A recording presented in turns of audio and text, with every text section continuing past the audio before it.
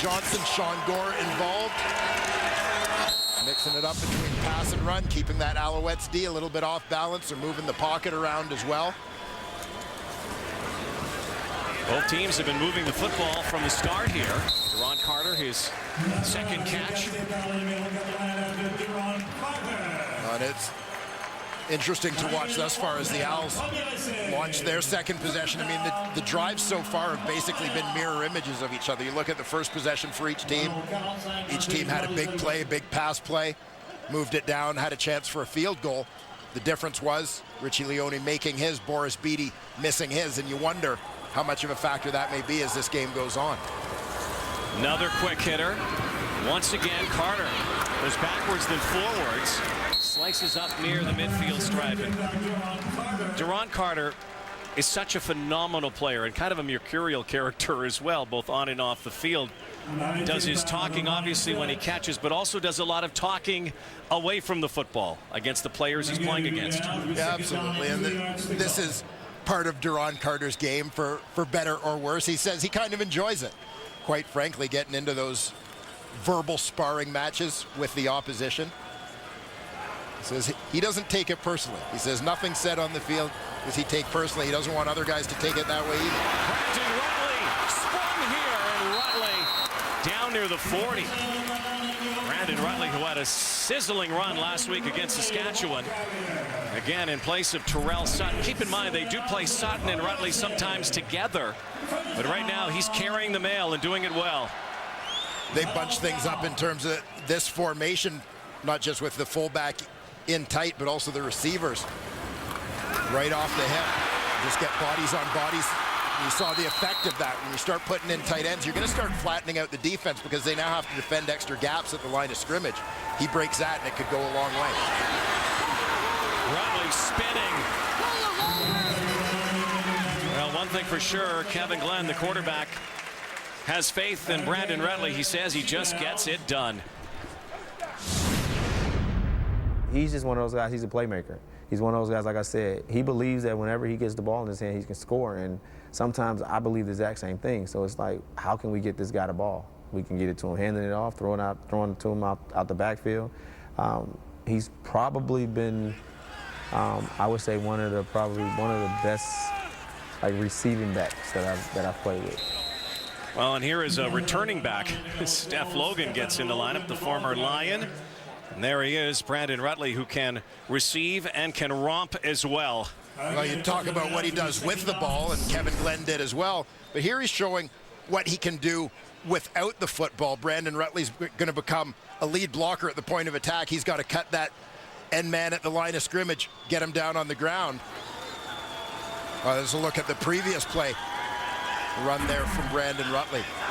Had a great block for Steph Logan on that last run. Glenn, quick one again for Carter stepping out of bounds. Well, here's the thing. We don't talk about running very much in the Canadian Football League. Running numbers down, really lowest in CFL history. People are just not running the football, but when the Alouettes do, changes the scope of their offense. Yeah, and I think you're going to see teams start to drift back to it a little bit. Certainly as the season goes on, especially as defenses try to focus so much on defending the pass. You know, it's that chess match going back and forth and trying to keep the other team off balance. Glenn, oh, down he goes, rocked. Big sack. Jabbar Westerman has his second quarterback takedown of the season. And that one was almost Kevin Glenn just running into a wall named Westerman. Yeah, Westerman right here. Gets that inside shoulder on the left tackle, Jacob Ruby. Boom. Jabbar's brother Jamal, of course, played last night. The Winnipeg Blue Bombers getting a big win over Hamilton. Penalty flag. Rutley didn't hang on. This flag was over near the goal line, near the near hash mark, and the far hash mark near the 10-yard line. So let's sort that out. Penalty remains second down. I was going to say, if that flag is usually way back, it means that that referee has spotted too many men on the field. Wally, I'm sure not happy with that. The godfather of football. One thing he hates are simple mistakes. Yeah, and this is just a matter of communication, right?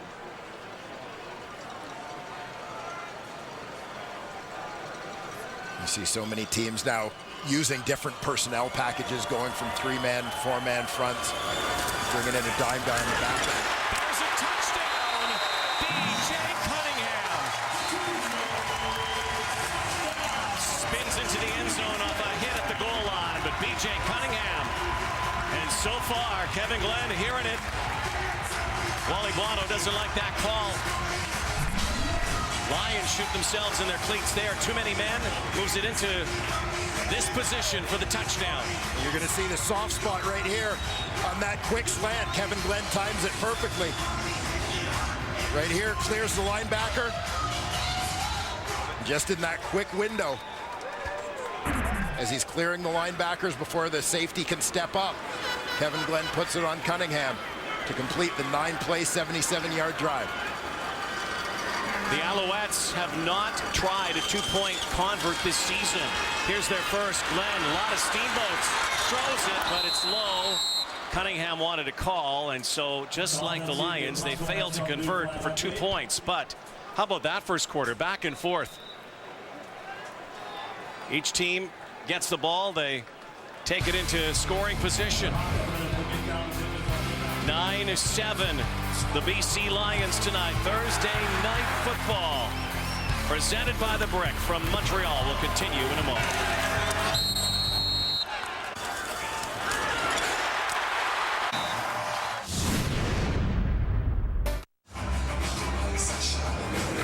Back in Montreal, look at the numbers here. 9-7, almost everything pretty much the same with the exception of that one lone turnover. But perhaps we didn't see this coming in this first quarter. Two teams that pride themselves on their defense prowess early in the season, but they come out gunning, and both the Alouettes and the BC Lions as hot as the weather here.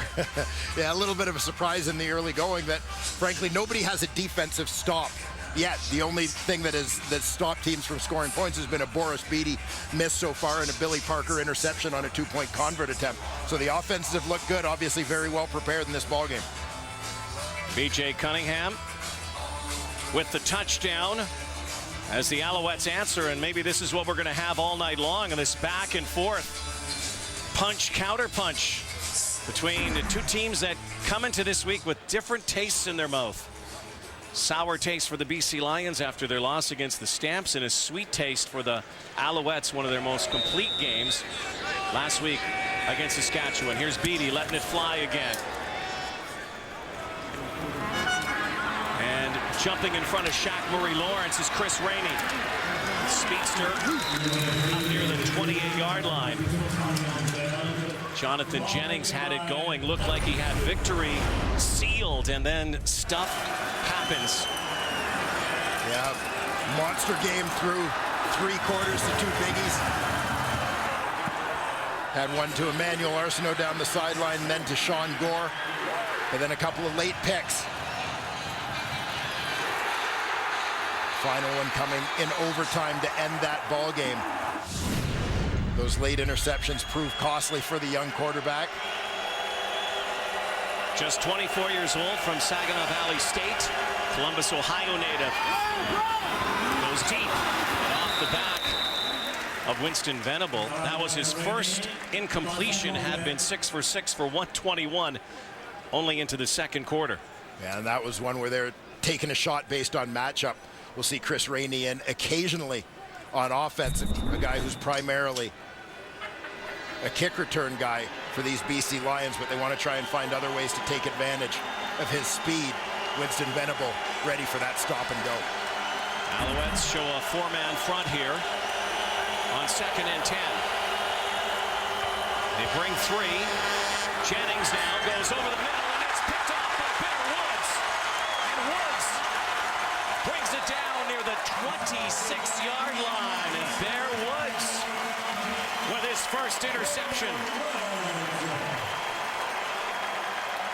A big play for a guy who's the heart and soul of this Montreal Alouette D. Jonathan Jennings had all kinds of time in the pocket to set up. But the one guy he didn't account for is the middle linebacker, Bear Woods. You'll see the great protection. Woods is just going to drop. That deep zone.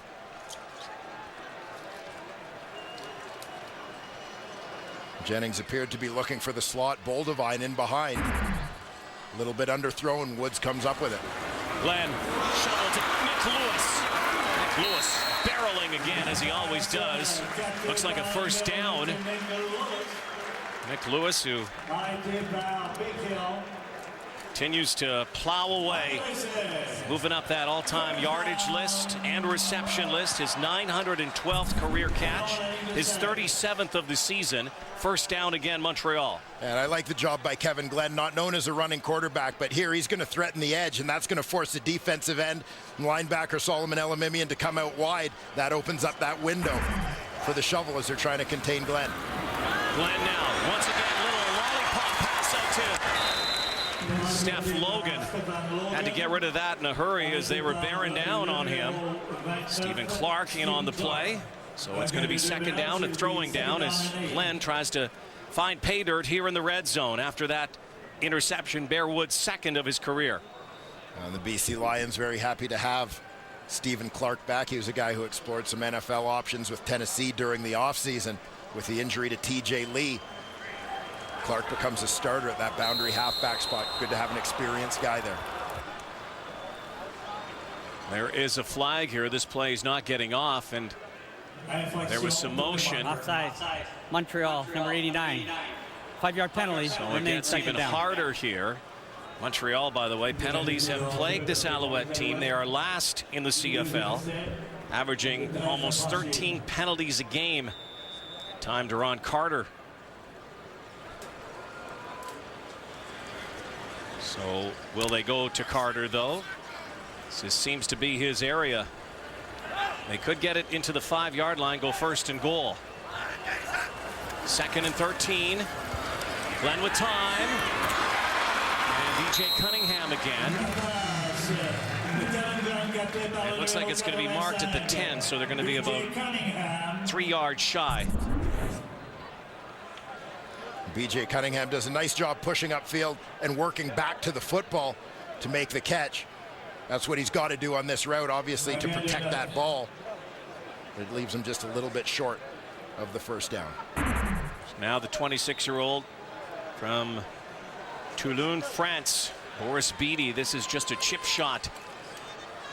Maybe this will get his confidence going here.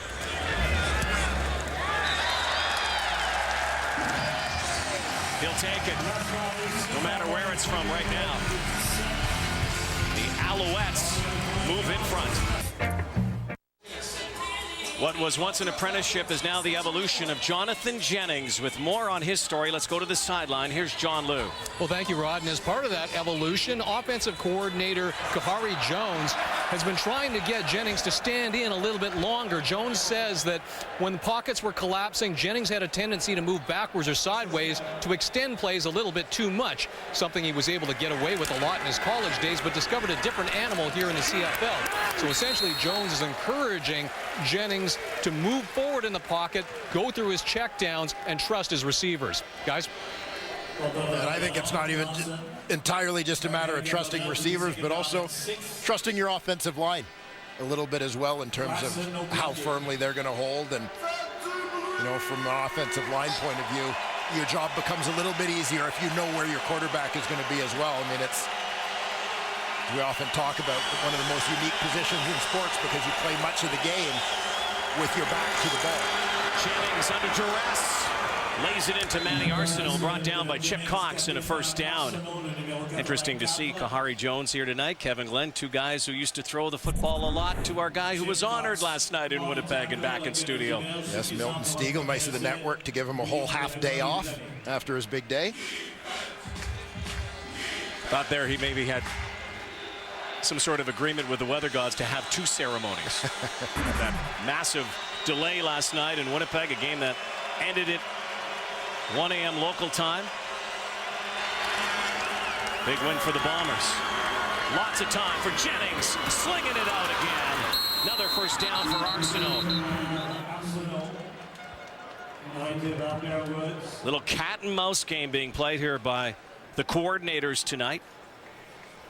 And you know, I've always got some love for the fullbacks, and here's one of the best in the business. Rolly Lambala comes across the formation to help secure the backside of this. Give things time to set up. Manny Arsenault, the big target. Making a couple of catches in traffic here for Jennings. Again, twin tight ends. Keep it on the turf. Jeremiah Johnson. Oregon Duck. Spent some time in the NFL, but of course spent time in Toronto and in Ottawa in their carousel of running backs. And there you see the Alouettes. Defensive mastermind, Noel Thorpe. Guy who's had a pretty successful run as the DC of the Owls. Montreal defense that is third in the league against the pass, but last in the league against the run. They're loaded up here, expecting a pass. Here it comes. Jennings gets hit, and the ball is dropped. Jennings knew he was going to take a shot and couldn't complete the pass. Looking for Burnham. And effectively, because of the way this defense lines up, there is no second level. You're going to see Marco Briette supplying much of the pressure here. But because the linebackers are all up at the line of scrimmage, so there's no second level here, that's where he's trying to hit that pass, trying to connect with Burnham, but he was just unable to squeeze that one. So Leone again. Now 8 of 12 on the season. That 46-yarder earlier, his longest of the season. So this one, that wind swirling a bit. Looks like it's about the same area. Again, 46. For Richie Leone with Lule holding. Chance for the Lions to retake the lead. And he's missed this. Steph Logan deep in his end zone. Dance around a little bit. Thinks about it, but is going to eventually take the knee or go out of bounds. There's the knee. The 1-point Rouge, and tie ball game. Milestone nights here tonight, 40. Yeah, absolutely. And some mutual respect, obviously, between two guys that have done battle a whole lot of times over the years. Slot back versus defensive halfback. I can't believe there's like no trash on there, especially from Nick. I got nothing funny. Are you sure those are the right handles? Well, they're having a mature conversation between two senior statesmen of the CFL. Yes, indeed. Lewis on the sideline watching right now. A spin move again for Rutley, but he's going to be chased out of bounds by Adam Bighill and Stephen Clark. Ryan Phillips, 33-year-old. Nick Lewis, 34. 400 games between the two of them. 47 career interceptions for Ryan Phillips, moving up the board. And Nick Lewis, we talked about the catches and the yards. One thing he hasn't got this season, a touchdown. Coming soon. He's been a clutch guy on second downs for these Alouettes this year. Sidearm toss over to Sammy Giguère on second down, and they can't convert, only to the 45-yard line. And Bouchez Purifoy is right there. I guess it is good that Purifoy wears 0 so they can actually keep Team 100 intact. That's right. I think that was probably a condition set out by Mr. Bighill and Elamimian. Well, how about this? First 2 and out on the night, Dwayne, and our first punt of the night midway through the second quarter. 2 returners back for the Lions, including the dangerous Chris Rainey. They're going to set it left side, though. Marco Iannuzzi is there. Going to try to induce no yards. He does. That's a 5-yard penalty. Maybe that's the best thing that they could come up with, especially keeping it away from Rainey. That's the game plan. Thursday Night Football continues from Mount Royal. And screens. We're not talking sunscreens either. little bit of a football 101 lesson. A couple of strategies to combat pressure. See that at halftime. Jeremiah Johnson, nice romp here for him up past the midfield stripe. 6.5 to go before halftime. Boys are back in the studio tonight. 2 road trips in 4 days. Eventually had to get back to the studio. Yeah, racking up some air miles, but...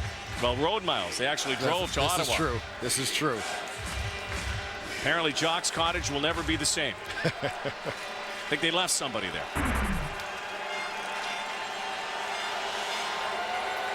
10-10 game.